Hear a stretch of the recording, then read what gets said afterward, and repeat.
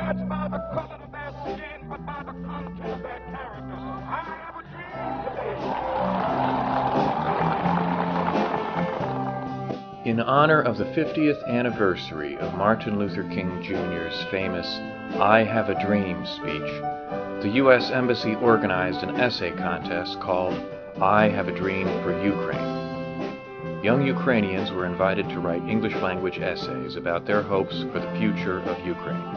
Of the 5 winners selected in the contest, 4 were able to visit the embassy on August 28 to meet Ambassador Pyatt and share their vision of the future from their winning essays. It is hard to exaggerate how important Martin Luther King is as a figure in our American history.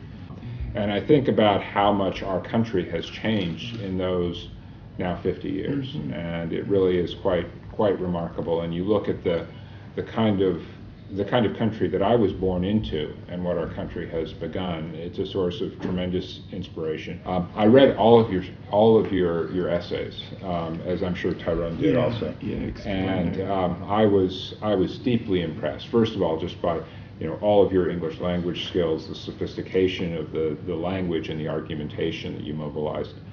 But I was also quite inspired by your collective vision for a more hopeful and democratic future for Ukraine. I'm convinced Ukraine has no better friend than America as you seek to build a democratic future for your country. The group was also joined by Tyrone Parker, visiting from the United States. Parker is a well-known rights advocate and the leader of an NGO that supports youth in high-crime areas of Washington, D.C. It's a pleasure to be here. Extraordinary times, no question about that. And as I read the essays, Ambassador, I saw the spirit and the determination and will of each one of them to be able to understand if change will come, it will come through me. Love your people unconditionally, and that will be our common denominator, because I will stay in touch with you guys. I will be a part of it. And I thank you so much for having me here and being a friend of yours. Thank you. Thanks. The contest winners also received congratulations from Dr. Clarence B. Jones, advisor to the late Martin Luther King and co-author of the I Have a Dream speech. Dr. Jones visited Ukraine last February to share his experiences in the American Civil Rights Movement. I want to personally congratulate the winners of the U.S. Embassy's essay contest. I Have a Dream for Ukraine. A wonderful job.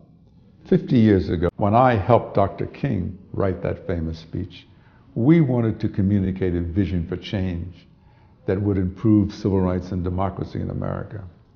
And I'm proud to say that 50 years later, we have seen dramatic progress, but our work continues. Democracy and racial harmony is a work in progress. The goal of the essay contest was to invite young Ukrainians to express their dreams for progress in Ukraine using the English language. Here are some of their words. I have a dream to be heard, to have a right to speak out my mind regardless to my social status, importance, or age. I want every citizen of my beloved country to be considered equal in voice to all those who are privileged in some way. I want to be estimated due to my abilities, not money nor influence. It is prestigious to be a Ukrainian wherever in the world, but will it ever be prestigious to be a Ukrainian in Ukraine? I have a dream. I want to be proud to call myself a Ukrainian. I dream we would start to change our life from ourselves. I dream we wouldn't look for better opportunities somewhere else, but we would stay and make the best opportunities here, by our own hands.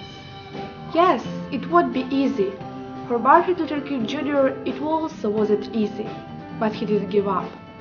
Now we can see that his dream is reality. I have a dream. I want to make a difference in the rebuilding of a strong democratic society in Ukraine. A dream should always be present.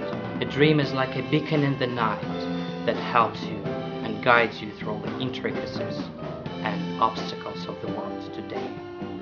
When I see this beautiful landscape, great people with a sparkle in their eyes, a vast amount of natural resources, I just ask myself one question. Would I ever let it die in vain?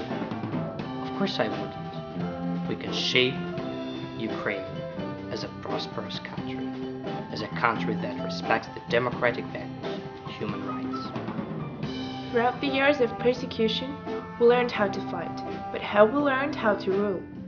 We have learned how to destroy, but have we learned how to build? Ukraine, I am calling for your awakening. Free yourself from the shield of indifference and assume the responsibility for your own country. Take the gift of your ancestors, who had paid with their sweat and blood for you to get to choose your own destiny. The time for you to make decisions and shape your future yourself has finally come. The time has come that requires a different attitude and a different set of dreams for your loving children. So even though we face the difficulties of today